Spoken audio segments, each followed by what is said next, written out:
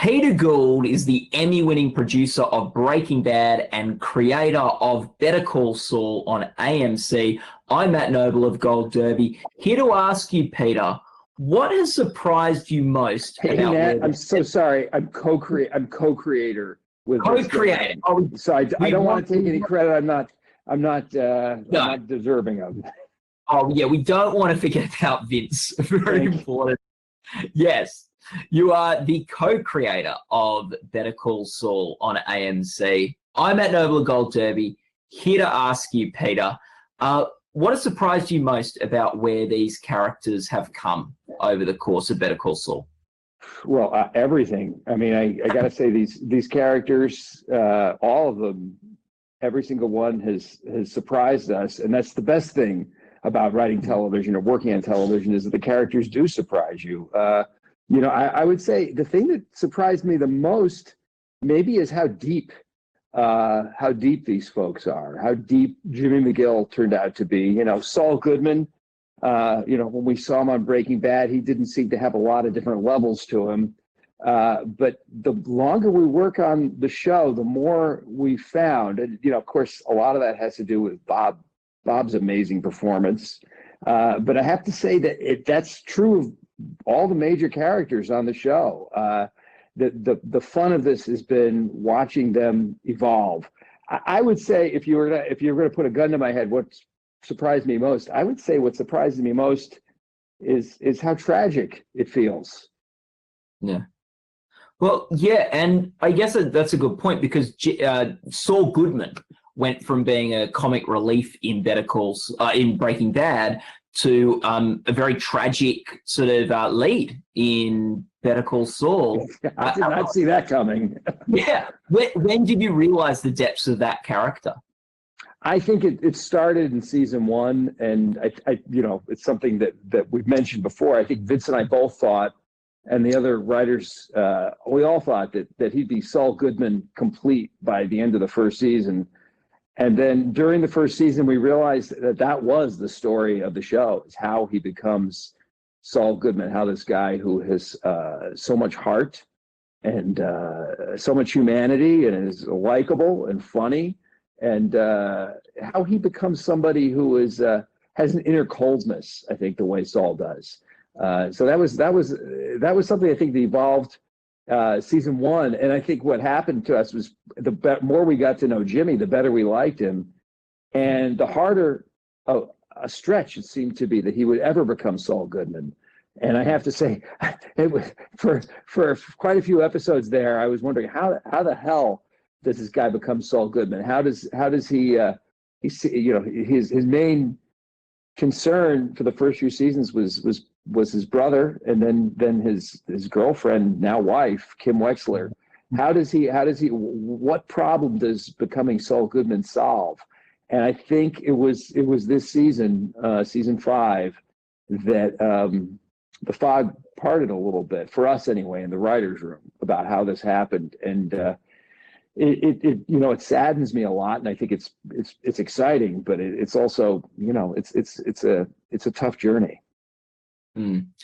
The interesting thing is with Breaking Bad, we had the story of sort of Mr. Chips becoming Scarface. I think some of you guys have used that comparison before. We're seeing also a sort of descent for Jimmy in Better Call Saul, but it seems a little bit different in terms of we're seeing how the relationships that he has are taking him to a sort of like how he's being consumed maybe by bitterness or cynicism, particularly through his relationship with Chuck and stuff like that. Do you see Saul as having a different arc to Heisenberg? I think so. Walter White was on a one-way trip to death. And the question of the show was, what kind of death is this guy going to have, and what's his search for meaning? Jimmy McGill it's a little bit more open-ended, because we have this, we're a prequel, definitely. So Better Call Saul is the prequel to Breaking Bad, but in some ways it's also the sequel, because we see what happens after Breaking Bad, or at least we've glimpsed it so far. And I have to say, because he survives. Where there's life, there's hope. And so I think his journey is going to be very different. And of course, Walt Walt had a darkness to him that he was in denial about, and Jimmy, I think, always thinks of himself as a good guy, even when he's a little bit angry about it. And I mean, there's something inherently likable about Jimmy McGill, and I think one of the things that makes him likable is the fact that you see him fall in love, and you see the love he has for Kim, and they have this very complicated adult relationship that I think is very different. It's these two shows. It's interesting because they have a lot in common, and there are touch points. And as we go forward, you're going to see more crossovers between the two worlds. But they are very different shows. This show would never. I don't think the show would ever exist without Breaking Bad. Yeah, no, I agree. And I think the interesting thing about Saul, like when I was watching Breaking Bad, there were points which like lines Walter White crossed that almost were unforgivable lines. And I don't know what we've got in store for the final season, but for me, Jimmy hasn't crossed one of those sort of unforgivable lines for the viewer. Yeah. Well, I see you have the barrel box set back there. So that means you're a true fan. Yeah, I mean, has Jimmy crossed that? It's not as obvious a line, that's for sure. When Walt watches Jane die, that's a certain kind of scene. But Jimmy Saul has helped a killer get away from the justice system. He is knowingly deceived a courthouse full of people who were devoted to justice or are trying to make things work, some of them, and he's let this guy loose on the world right in front of the victim's family, and I think that's about as bad as anything he's done, and I think the repercussions of that are going to go on. And it's an interesting question in some ways. Who's more responsible for the terrible things that happen? Is it the person? Sometimes it's the person who pulls the trigger, but then sometimes the person who makes it possible for the person to pull the trigger is just as responsible. So just because someone's wearing a suit and a tie doesn't mean that they've cut themselves off from the repercussions of everything that they do. Yeah.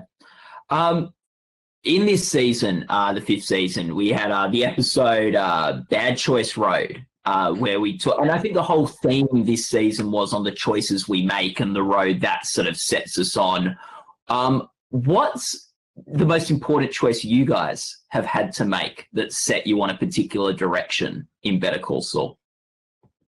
Well, I think there are two of them. I think the first one was the realization that Chuck McGill wasn't just a burden to Jimmy, but he was an older brother who despised his younger brother and who had blocked him. I think that was a major turning point for us. And I think the other turning point, and it didn't happen in a single episode or a single moment, not one that I can put my finger on, is that Kim Wexler has become so very important to the show, and that she has, in some ways, her journey is very open-ended because she doesn't appear on Breaking Bad, and so there's I think at first we didn't really know what Kim was going to be or what was her journey and where was she going and what was important to her.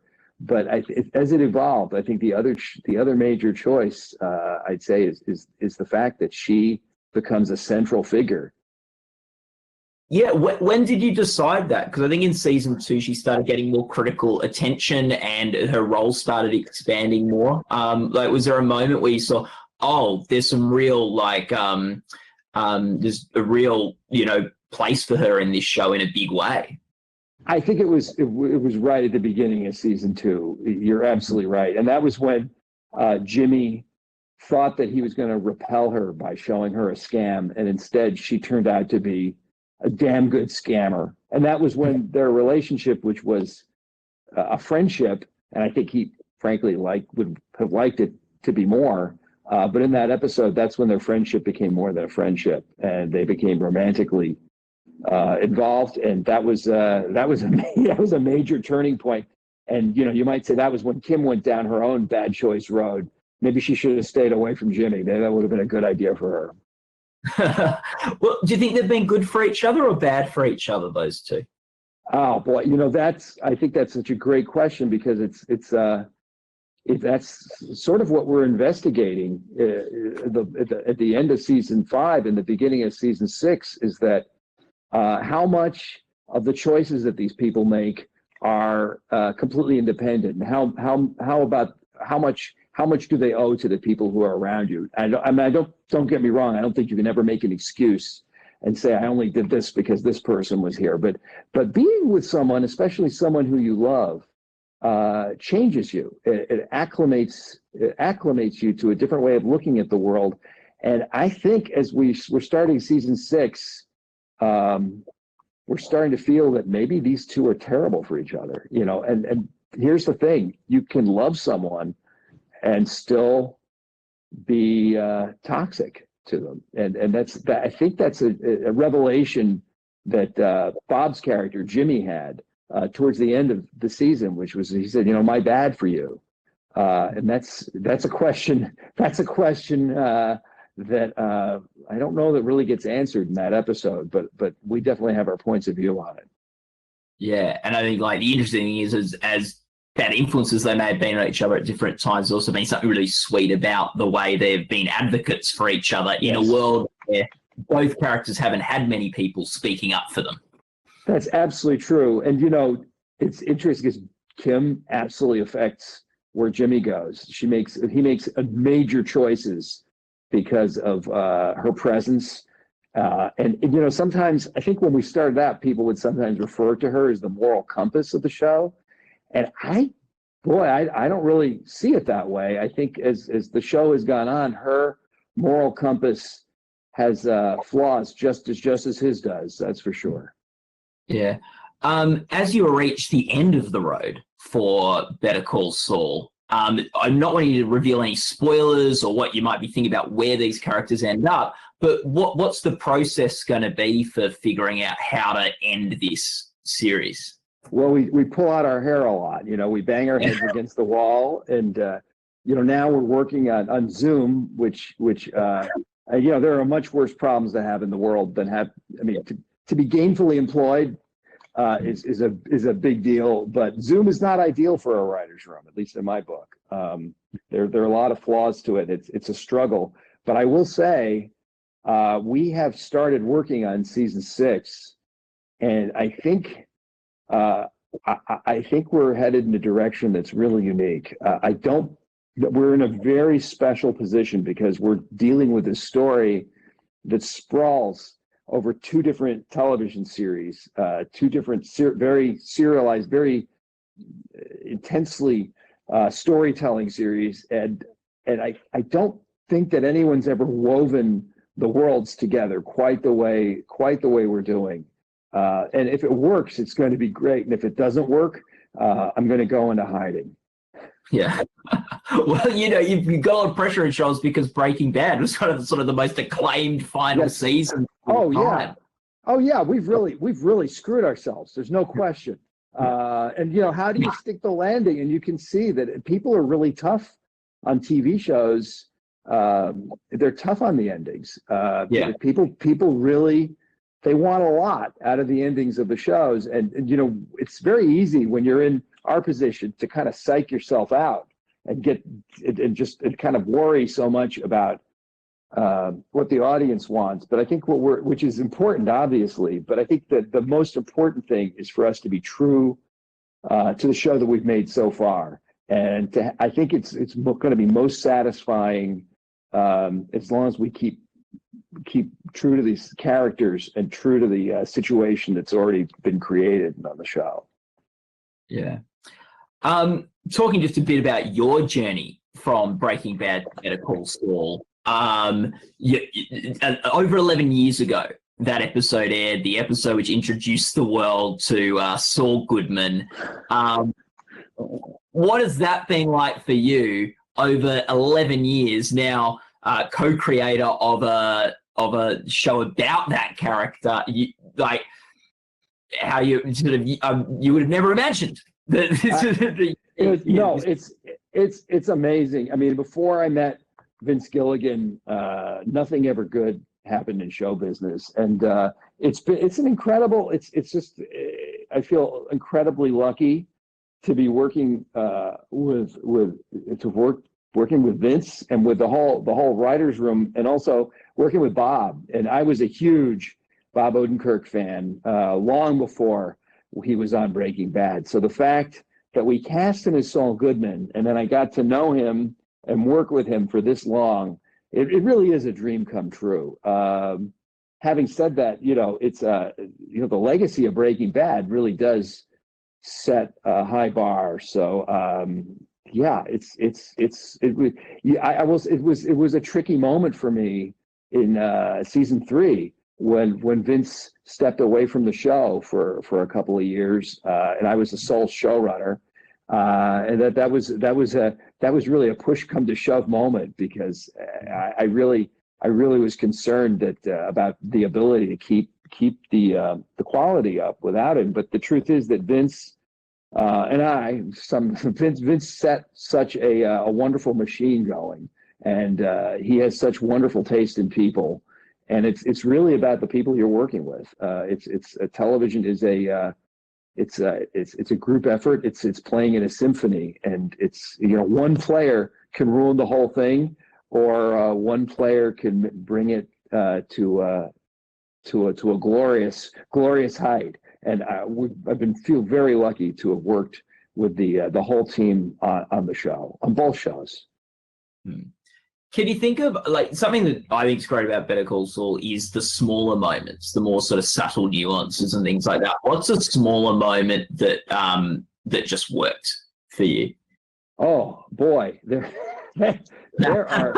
are so many moments, small moments that work for me. And I think it's one of the things that's happened over the years is that we've either gotten crazier or more courageous about how willing we are to make a very small gesture mean a lot. And when you said probably the thing that springs to mind is this season there was a scene. It's at the end of one of the episodes, and Jimmy and Kim are out on a balcony together, and it's about a 2-3 minute scene, and they both have had a terrible day, and they both faced parts of themselves that they didn't want to, and they both are facing consequences of their decisions. Jimmy, because now he's been working with some underworld figures who are scary to him, and are rightly so. And Kim, because she's come to the face-to-face with the fact that if you work for the bank, sometimes you're going to have to do things that you really don't think are right, even though they're legal. And these two are on a balcony, and it's about a 3-minute scene, and they don't say a word. They smoke, they pass a cigarette back and forth. They open a bottle of beer. And then Jimmy, at a certain point, starts dangling an empty bottle of beer an almost empty bottle of beer over the balcony. And then Kim grabs an empty bottle and whips it into the parking lot below them. And that I thought that was such a wonderful piece of acting. It's a wonderful piece of directing, a wonderful piece of writing. It's just a special kind of storytelling when you can get so much with no dialogue, which is maybe a funny thing for a writer to say. Yeah. Two sort of quick questions to end on. I'm going to put another gun to your head, Peter. Favorite moment in Better Call Saul from the 5 years? My favorite moment. I don't know if I have a favorite moment. I'll pick one at random. I'll tell you one of my favorite moments is at the very end of episode 8 this season, and it's a comical. It's interesting because we thought it was going to be kind of a comical moment. As Jimmy has been out in the desert for the whole episode, he's faced death in a lot of different ways. He's seen people shot in front of him, which is something that has an effect on a real human being, and he. and to survive, he's been told he's going to eventually have to drink his own urine.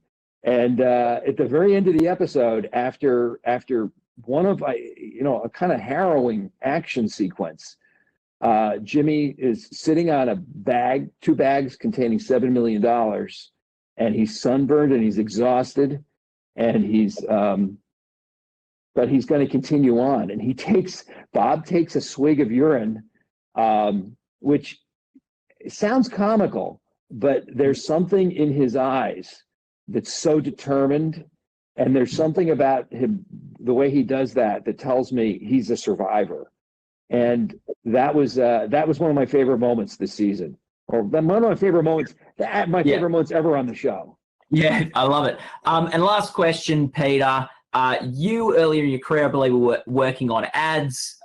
Jimmy McGill and Saul Goodman is a master of advertising as well. I'm sure a lot of that's been influenced by you. If you were to put a tagline together for Better Call Saul to try to sell that series, what would it be?